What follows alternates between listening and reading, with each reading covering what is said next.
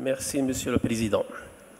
Honorable ministre, Madame le représentant de l'UNFPA, Mesdames et Messieurs les représentants des ONG, Mesdames et Messieurs les représentants et délégués des pays membres de PPD, honorable assistance.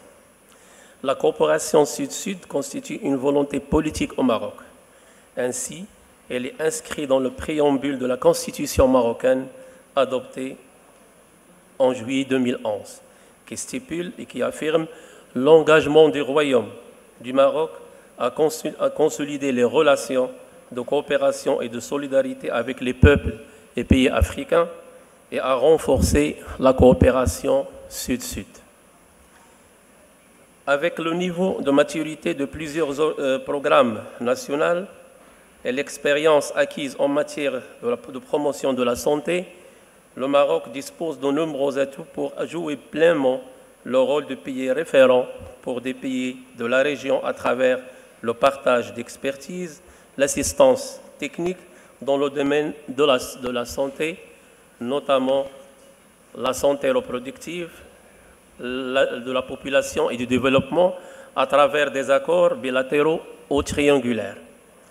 Ainsi, le PPD, dont le Maroc est l'un des pays fondateurs, pourra saisir cette opportunité de l'engagement du Royaume en faveur de la coopération Sud-Sud pour développer en concertation avec les autorités marocaines une stratégie nationale de coopération Sud-Sud pour le partage d'expériences réussies, à faciliter la communication entre le Maroc et les pays membres du PPD d'un côté et les pays collaborateurs sur ce type de bonnes pratiques à travers les canaux appropriés tels que les forums régionaux et internationaux, les visites d'études, les réunions techniques du PPD et le partage de bonnes pratiques. À inciter le Maroc à exploiter la dynamique actuelle du pays dans ses relations avec les pays africains pour plaider en faveur d'une meilleure intégration des questions de population et de développement dans toute collaboration et développement conclu entre le Maroc et ces pays. Sur le plan de partage des expériences, quelques programmes connaissent une réussite et méritent d'être sujets de partage d'expériences. On peut citer la santé sexuelle et reproductive dont les indicateurs connaissent une amélioration significative par rapport au précédent. Nous sommes dans l'étape de la mise en œuvre de la stratégie nationale de la santé sexuelle et reproductive 2001-2030.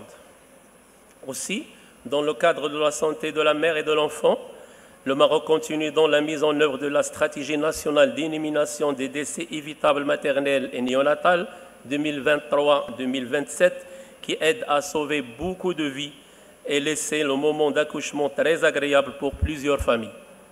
Aussi, dans le domaine de la santé des adolescents et des jeunes, l'investissement dans cette tranche d'âge est un intérêt capital pour nos pays. Le Maroc est dans l'étape de la mise en œuvre de sa stratégie nationale des adolescents et des jeunes 2022-2030 basée sur 5 principes, à savoir l'équité, l'intégration, la convergence, l'intersectorialité, la territorialité et la bonne convergence. Aussi, la santé des personnes âgées. Le Maroc, à l'instar de la majorité des pays du monde, se trouve confronté au vieillissement de sa population. Ceci résulte, entre autres, à des avancées réalisées par les politiques nationales de la santé. Dans ce cadre, le Maroc vient de lancer la stratégie nationale de la santé des personnes âgées 2024-2030. Aussi, le plan national de prévention et de contrôle du cancer. Elle donne des résultats concluants, notamment dans les cas des cancers du col utérin et du sein et du poumon. D'autres stratégies connaissent des étapes de mise en œuvre en vue de résultats encourageants, à savoir dans les domaines de la vaccination, de lutte contre la violence à l'égard des femmes, du handicap, l'HIV et la nutrition et autres. Et dans le cadre de la coopération Sud-Sud, à titre d'exemple, le Maroc a contribué et il continue dans quelques activités.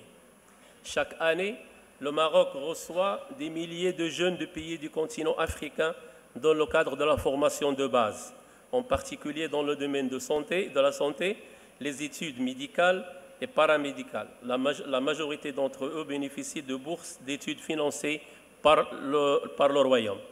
Et dans le cadre de la formation continue, le Maroc continue de recevoir des fonctionnaires de santé dans le cadre de visites de renforcement de capacités et transfert de compétences en matière de santé.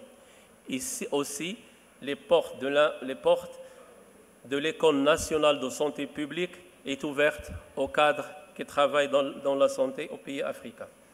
Aussi, le Maroc a soutenu les pays africains pendant la période de Covid en matière de médicaments, vaccins fongibles et équipements.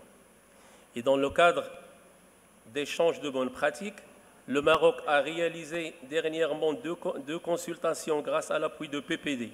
La première consultation, c'est l'engagement du sommet de Nairobi, progrès, réalisation et défis au niveau national. Deuxième consultation, c'est l'introduction de l'implant contraceptif, une initiative innovante pour repositionner les méthodes à long terme dans le programme national de planification familiale au Maroc. Malgré ça, quelques problèmes entravent parfois les activités de coopération, on peut citer la difficulté opérationnelle lors de la mise en œuvre des projets de coopération Sud-Sud, l'insuffisance de financement pour les projets envisagés. Aussi, l'absence de bases de données centralisées d'informations Sud-Sud permettant d'identifier les opportunités d'échange. Aussi, l'absence des systèmes d'information permettant de poursuivre les projets afin de tirer les leçons acquises et corriger les erreurs, et la faiblesse des blocs régionaux dans la promotion de la coopération Sud-Sud. Quant à la protection sociale, pilier de la couverture sanitaire universelle, le Maroc connaît en ce moment une grande refonte du système de santé marocain qui tient du passé et du présent et les défis du futur. Au Maroc, la progression vers une protection sociale généralisée a suivi un parcours structuré, élargissant progressivement l'accès aux soins et renforçant la sécurité sociale pour différentes catégories de la population, transitionnant d'un système assistentiel à un système de droit complet. Premièrement, on avait un certificat d'indigence qui soutenait les personnes non assurées et en situation de précarité, et l'assurance maladie obligatoire qui offre des soins médicaux essentiels ainsi qu'un système de remboursement. Aussi, on avait le régime médical Aramed. C'est un régime qui visait à étendre la couverture sanitaire aux personnes économiquement défavorisées, élargissant significativement l'accès aux services de santé pour ceux hors du système traditionnel de sécurité sociale. L'AMO pour les travailleurs non salariés. Cet élargissement inclut les travailleurs indépendants, les artisans et les professionnels libéraux répondant à des besoins longtemps ignorés par les politiques antérieures. L'AMO Tadamoun, ou en français l'AMO Solidarité, cette initiative la plus récente cible spécifiquement les anciens bénéficiaires du RAMED et d'autres en situation de précarité durable ou temporaire, mais avec un nouveau système de ciblage, le registre social unifié. L'AMO Chamil, c'est un autre type d'AMO. Chamil, c'est complet en français. Ce régime propose une assurance médicale fondamentale à ceux capables de contribuer financièrement sans être engagés dans une activité professionnelle rémunérée. Chaque étape a joué un rôle clé dans l'élargissement de la protection sociale au Maroc, favorisant un système de santé plus inclusif et juste. Enfin, j'affirme que le Maroc est toujours prêt à partager ses expériences et pratiques réussies avec les pays africains dans le cadre de la coopération Sud-Sud. Et merci pour votre attention.